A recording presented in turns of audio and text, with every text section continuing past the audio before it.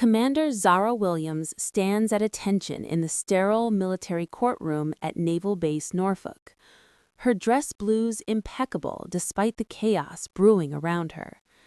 Judge Admiral Marcus Thornfield leans back in his chair, a smirk playing across his weathered white face as he shuffles through her service record. The courtroom falls silent as he prepares to speak, unaware that the next 60 seconds will trigger a sequence of events that will expose a decades-old conspiracy, destroy multiple careers, and transform this decorated Black Navy SEAL from defendant to the most dangerous woman in the room.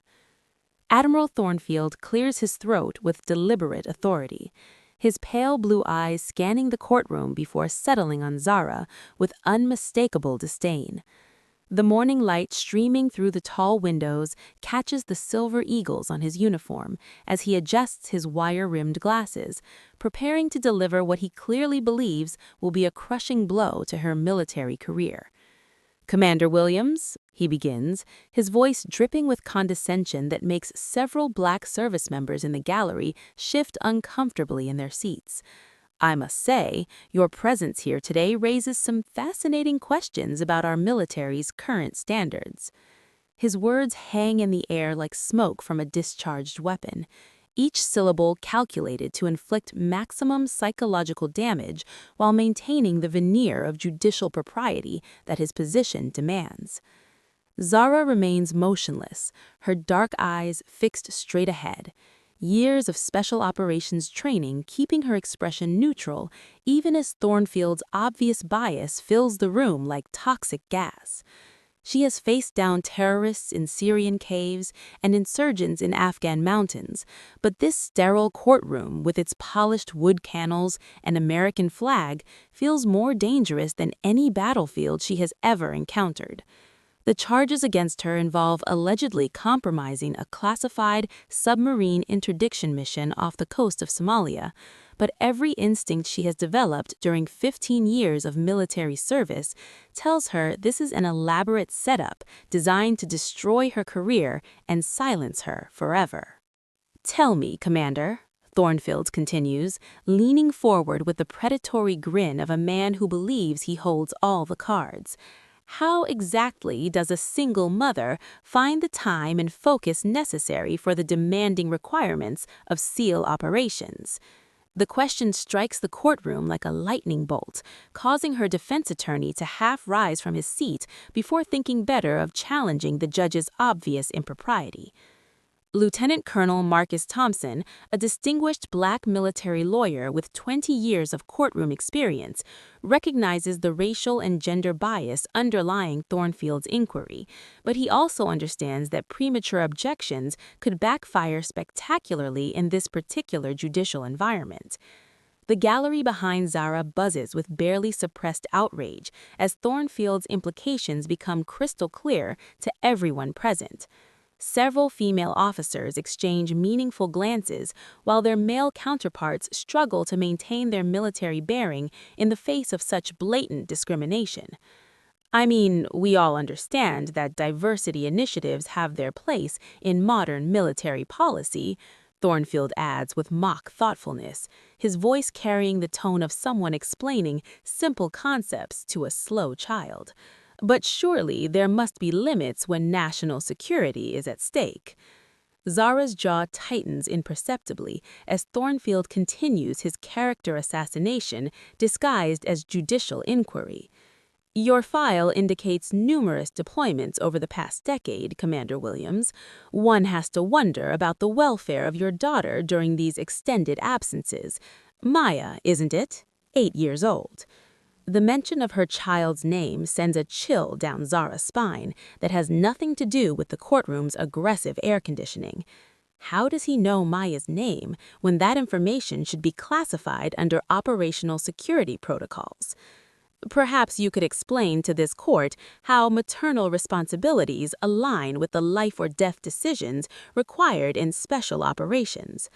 Thornfield's question reveals the depth of his ignorance about Zara's actual service record, which remains heavily classified due to the sensitive nature of her assignments. He clearly believes he is dealing with a standard SEAL operator who somehow slipped through training requirements, not realizing that he has stumbled into a trap that will soon spring shut around his own throat. The prosecution table, staffed by 3 white male officers who seem uncomfortably aware that their case lacks substance, shuffles papers nervously as Thornfield continues his unprofessional line of questioning. Captain Robert Hayes, the lead prosecutor, has privately expressed doubts about the charges to his colleagues, but orders from above have made it clear that this case must proceed, regardless of evidence or military law. "Your Honor," Thompson finally interjects, rising to his feet with carefully controlled anger, "I fail to see how Commander Williams' family status relates to the charges at hand." Thornfield waves Thompson's objection away with a dismissive gesture of a man accustomed to absolute authority. "Sustained, I suppose, though I think context matters in these proceedings," he replies with obvious reluctance. "Let's move on to the meat of these charges, shall we?" He picks up a thick manila folder marked with red classification stamps, though Zara notices immediately that several crucial pages appear to be missing from what should be a comprehensive mission report. "Commander Williams, you stand accused of compromising Operation Deep Strike, a classified submarine interdiction mission that resulted in the loss of valuable intelligence and potentially endangered American lives," Thornfield announces with theatrical gravity. "The evidence suggests that your unauthorized communications with unknown parties led directly to mission failure and the escape of high-value targets." His words paint a picture of betrayal and incompetence that would normally devastate any military career. But Zara knows the truth behind these carefully crafted lies. The real Operation Deep Strike was actually a resounding success that eliminated 3 terrorist cells and recovered stolen American weapons worth $50 million. Zara herself led the underwater insertion team that neutralized the primary targets while maintaining complete operational security throughout the 48-hour mission. The fact that Thornfield is describing it as a failure reveals either stunning incompetence or deliberate deception on his part, and her years of intelligence training strongly suggest the latter explanation. "Before we proceed with witness testimony," Thornfield says with apparent casualness while organizing his papers, "what exactly is your call sign, Commander?" His question seems routine enough, the sort of administrative detail that fills military courtrooms across America every day. Several officers in the gallery barely pay attention, assuming this is just another boring procedural requirement before the real drama begins.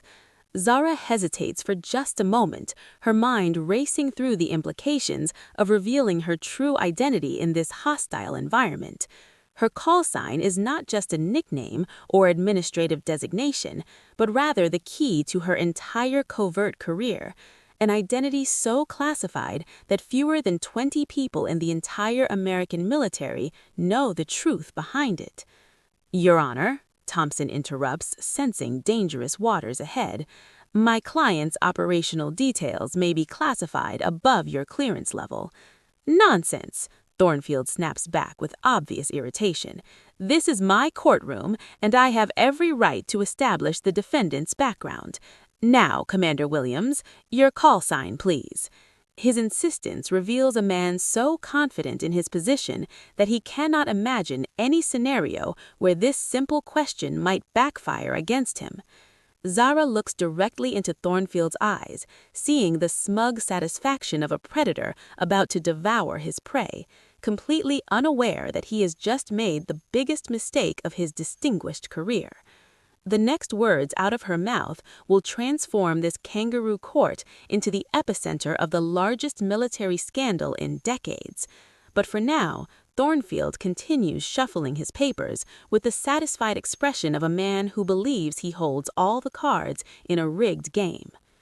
The 2 words that escape Zara's lips fall into the courtroom's silence like stones into still water, creating ripples that will soon become a tsunami. Night Fox. Her voice carries no pride or defiance, just the quiet authority of someone stating an undeniable fact that changes everything about the world around them. The effect on the assembled military personnel is immediate and electric, as if someone has just announced that the president himself has walked into the room unannounced. Thornfield's confident smirk vanishes so completely that his face appears to age 10 years in the space of a single heartbeat. His pale hands, which had been casually shuffling papers just moments before, freeze completely as the blood drains from his cheeks like water from a broken dam. The manila folder slips from his suddenly nerveless fingers, scattering classified documents across the polished wood of his bench, while his pale blue eyes widen in what can only be described as pure terror. The gallery erupts into barely controlled chaos as officers throughout the courtroom recognize the legendary call sign that has become whispered legend throughout the special operations community. Master Chief Petty Officer